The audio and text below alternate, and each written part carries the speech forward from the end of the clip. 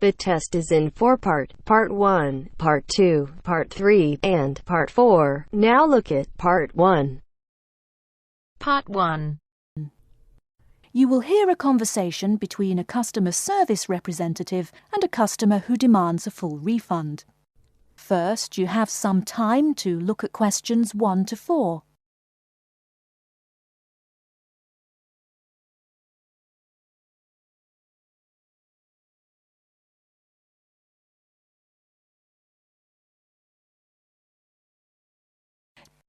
Now we shall begin. You should answer the questions as you listen, because you will not hear the recording a second time. Listen carefully and answer questions 1 to 4. Hello and welcome to Under Pressure Enterprises Customer Service Department. This is Kelly. How may I help you? Yes, I'm calling about one of your rice cookers I just purchased. What seems to be the problem, sir? Seems? There's no seeming about it. The blasted thing shoots hot steam all over the place, that's what. It nearly scalded my hand when I went to open it. Why, it could have killed the cat or something. It could have exploded and killed my wife and me. Sir, please calm down. As long as the steam escapes the cooker, it won't explode. So you're telling me there's no problem? Are you calling me a liar? Sir, no one is calling you a liar. Yes, so I demand a full refund. Under Pressure will be happy to refund your money, sir. Now, I just need some basic information. Okay. Sorry, I do tend to get a little hot under the collar. My wife tells me to slow down. So, what do you need to know? Sir, don't worry. I just need to ask you the model number of the cooker. Where are my glasses? Here. Let's see. It's R242. R242. Okay. And how much did you pay for the product? £89.99. It was on sale, I guess I should tell you. Thank you, that's honest of you. Now, where did you buy the cooker? Which store and which branch? At that big Electric Life appliance store downtown. The city centre branch? That's the one. And you say the problem is that the steam escapes? Yes, it does. No problem, sir. If there's steam escaping, clearly the cooker is broken or defective. So we have an R242 cooker with an escaping steam problem. It was bought from Electric Life City Centre branch for $89.99. Is that correct? Yes, that is correct. Oh, I nearly forgot. When did you buy the cooker? Just as soon as my wife got the crazy idea she'll live longer if she stops eating good English food, roast beef and mash. No, all she says she wants is rice and vegetables and sauces you'd not soak your feet in. Before you hear the rest of the conversation, you have some time to look at questions 5 to 10.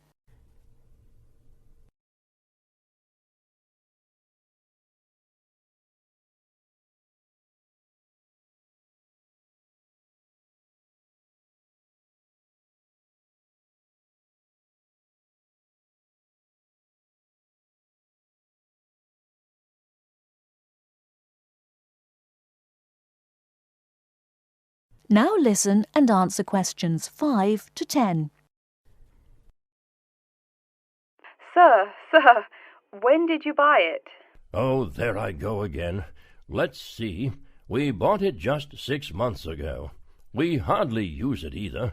But 6 months? Is that too long? I mean, for the warranty? Very well. That's well within the warranty period. Now, what's your name and address? Name and address? What for? Sir, it is company policy. If you want your money, you must inform me. Money, you say? Oh, my name is Herbert Hewitt, and my address is 84 Park Road. Is that here in Coventry? Yes, the postal code is B0241DJ. But I don't think sending things in the mail is very secure or very efficient. I mean... Don't worry, Mr. Hewitt, don't worry. We can credit the money to your credit card. You do have one, don't you? Yes, that's how we paid for the cooker. Oh, yes. We still have the number on the computer. I only need to ask your card's expiry date. I'm afraid I never give that sort of information out.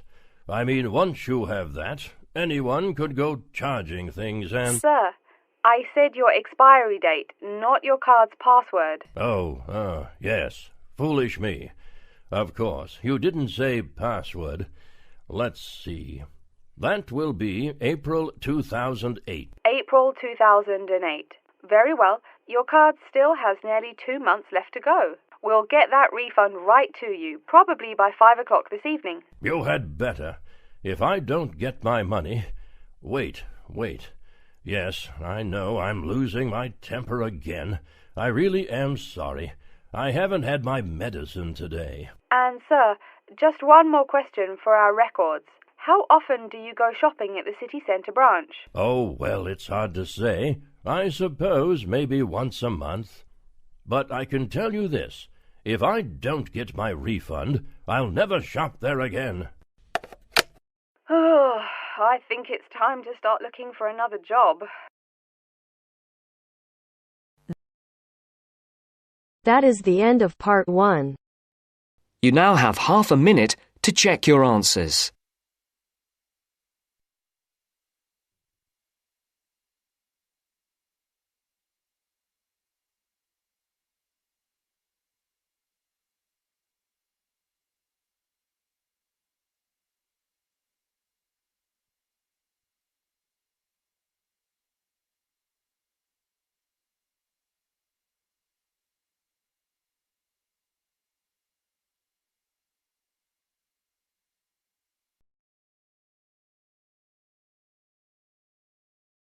Now turns to part 2. Part 2. You will hear a talk about the history of a poetry award. You have 30 seconds to look at questions 11 to 15.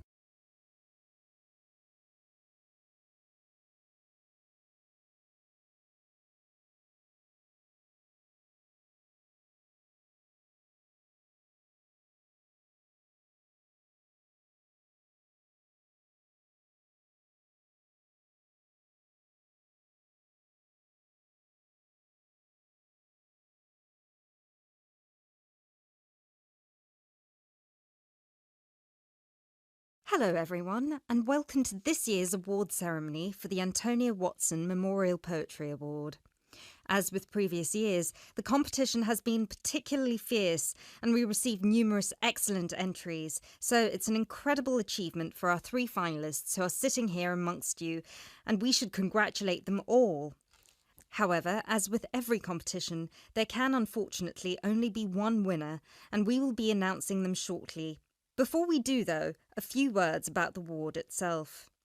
As most of you know, the Antonia Watson Memorial Poetry Award has been presented annually since 2010 and was presented biannually for 2 more competitions prior, once in 2008 and once in 2006. It is entirely funded by Antonia Watson's very generous parents, who offer £1,500 to the author of the best poem on a topic announced at each previous award ceremony, as well as £500 to the first runner-up and £250 to the second, bringing the total up to £2,250.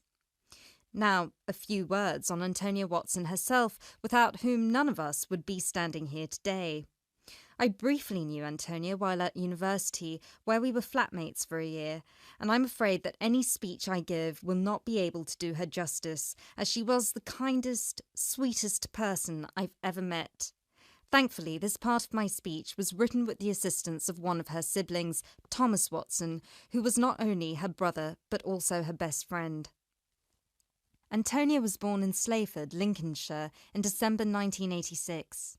From a very young age, she displayed an inquisitive and creative nature, matched in volume only by the gentle kindness of her spirit.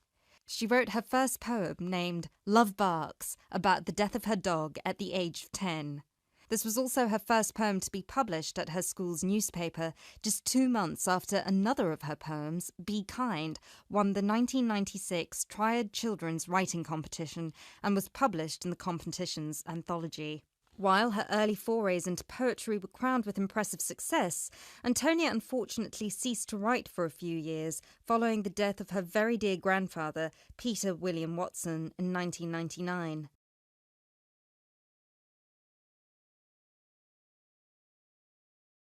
You now have 30 seconds to look at questions 16 to 20.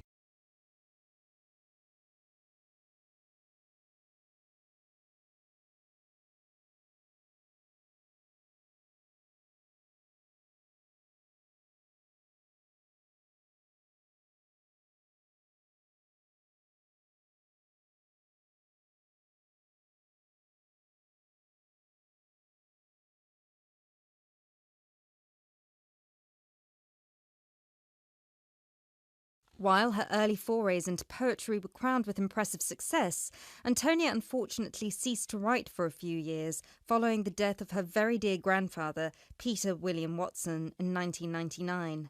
Despite her writer's block, however, her artistic nature didn't lie dormant during the next 4 years. She had an active role in various theatre plays, and she also ventured into painting.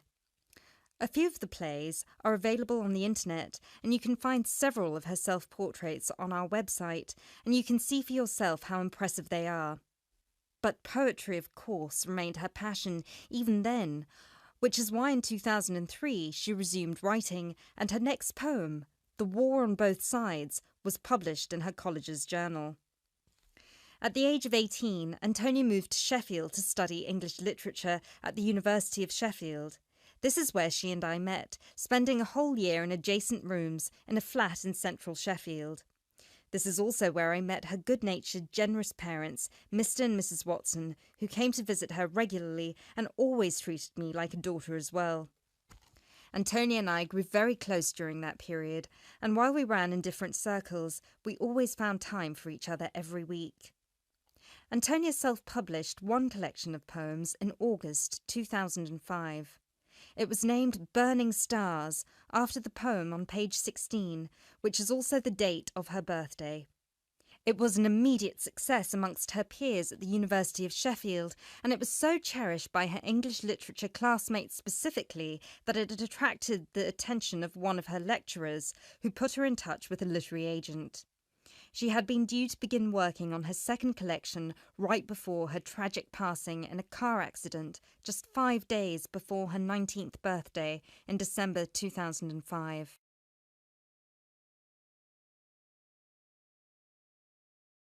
Antonia was always interested in societal shifts and how they affect humanity as well as the environment, and this award was designed to reflect her faith that regardless of what we do, we are all inherently good.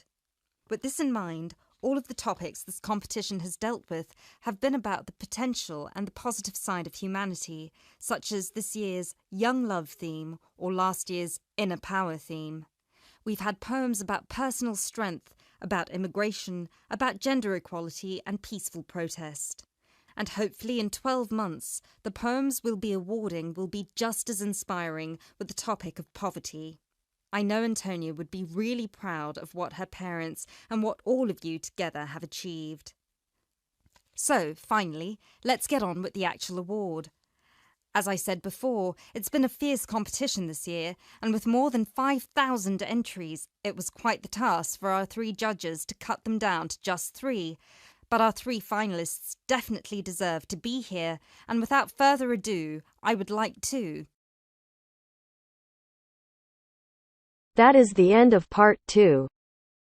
You now have half a minute to check your answers.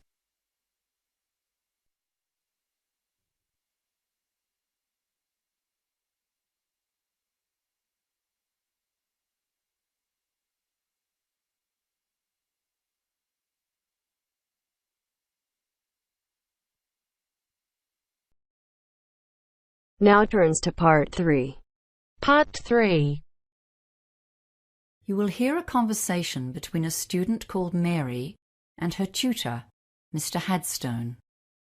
First, you have some time to look at questions 21 to 25.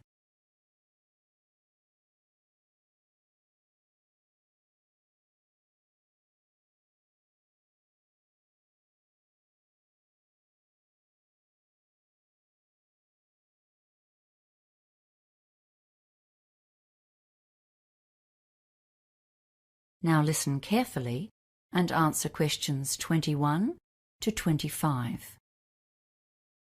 Hello, Mr. Hadstone. Is this the right time for our meeting? Yes, it is. Thanks for coming in at such a late hour, Mary.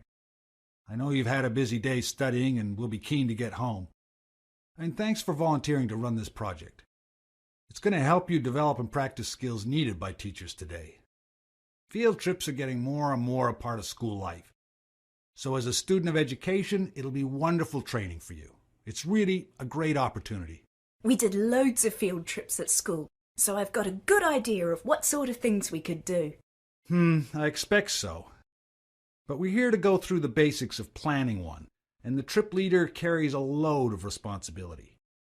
Right now, you're focusing on activities, but your main job is to consider the dangers and come up with ways of countering or avoiding them.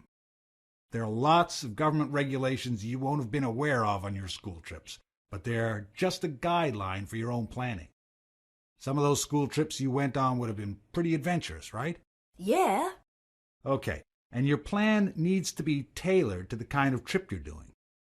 On a well-planned and successfully led adventure trip, we don't often hear of problems, even though sometimes there's bad weather, for example, that a school party has managed to combat. That's because the leader created a well-thought-out hazard management plan. Ah! I thought I'd just be taking my mates out on a trek. Now it's all paperwork. Yes, well, that's why I called you in. We'll work on this together over the next few days. I just wanted to give you a heads up on what you'll need to think about. There are some aspects that every trip needs to consider. What do you think they might be? Well, heavy rain or high winds, I guess, and any dangers in the terrain? Yes, we call those the significant factors. And another important one is the makeup of your group. But you don't need to go overboard. There are some kinds of hazard that you won't need to think about at all. Things like hurricanes, earthquakes, radioactivity, or major diseases such as cancer. The official name for those is unlikely events, because they almost certainly won't happen. Before you hear the rest of the conversation, you have some time to look at questions 26 to 30.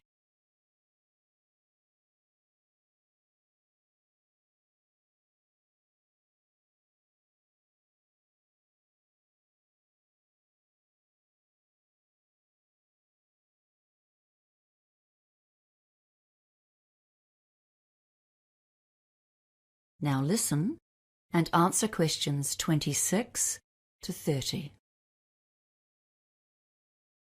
Okay, so let's consider the hazards seen as most likely on a field trip into the countryside. Weather causes real problems. Overexposure to the sun or the cold, even the wind, can have a big impact. And of course, the weather can change very suddenly and without warning. Yes. People can get into trouble in the hills if they don't bring extra layers of clothes and a jacket, even if they start walking on a hot day. Oh, and a raincoat too, of course. What's next then? Well, let's think about possible activities and what you might need. Yes, okay. Well, for hiking, of course, we need a first aid kit. Oh, and a decent topographic map of the area. And we need to make sure that more than one person can read it.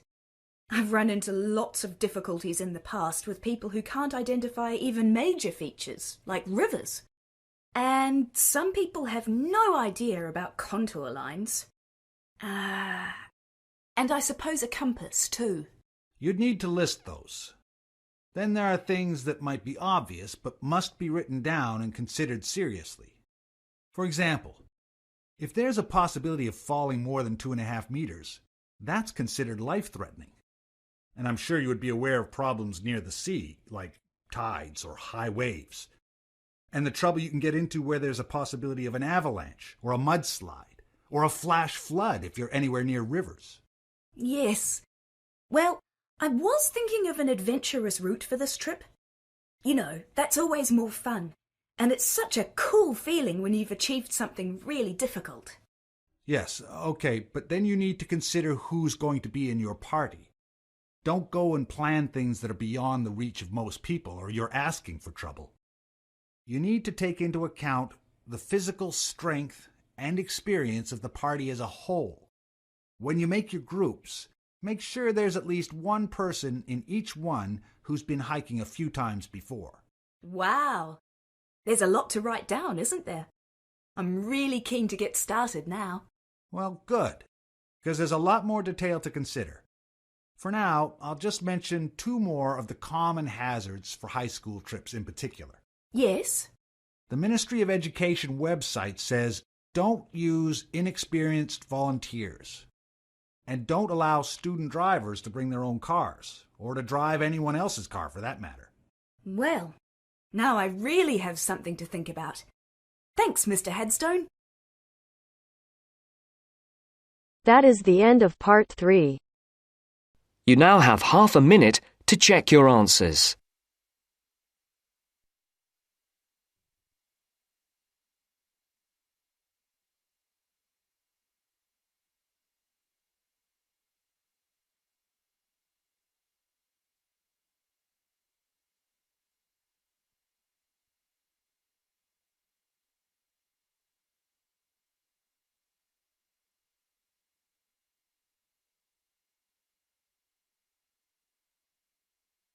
Now turns to part 4. Part 4. You will hear a talk by a financial advisor about debt. First, you will have half a minute to look at questions 31 to 40.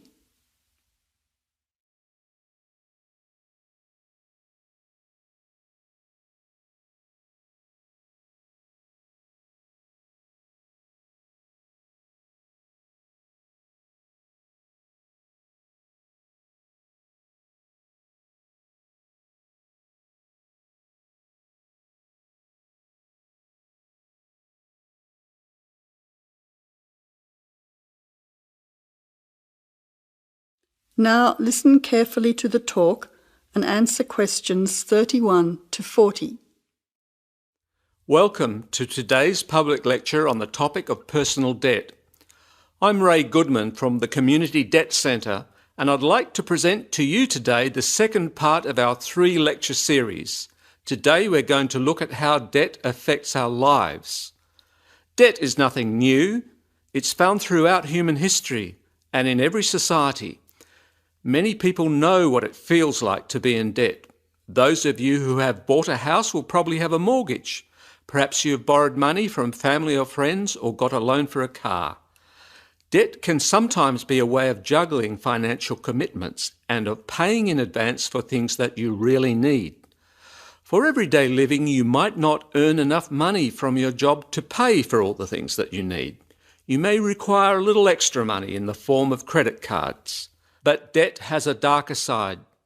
Imagine how you would feel if you were deeply in debt and unable to repay what you owed.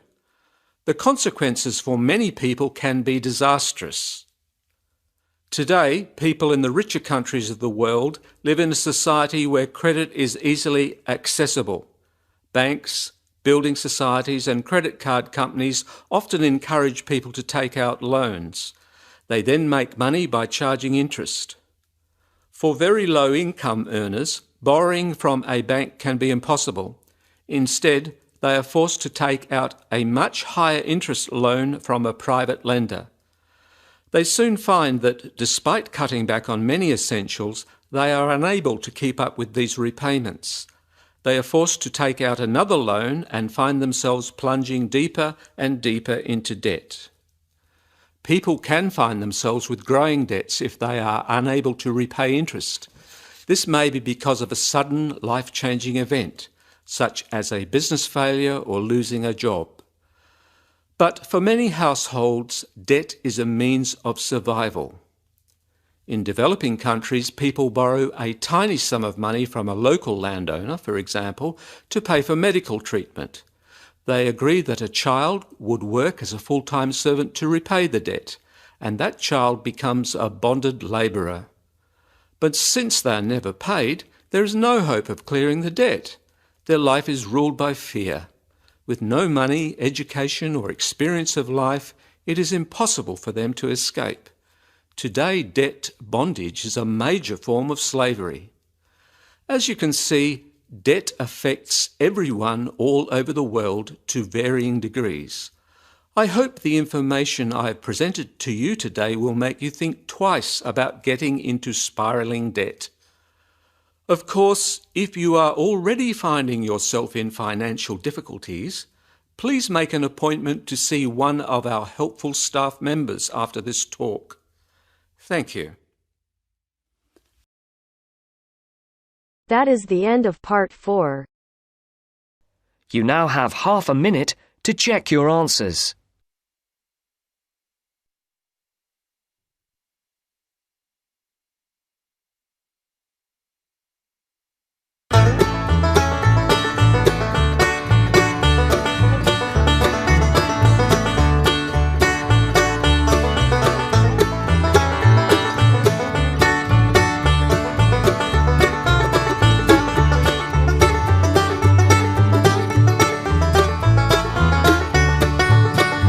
That is the end of the test. You now have 10 minutes to transfer your answers to your IELTS listening answer sheet.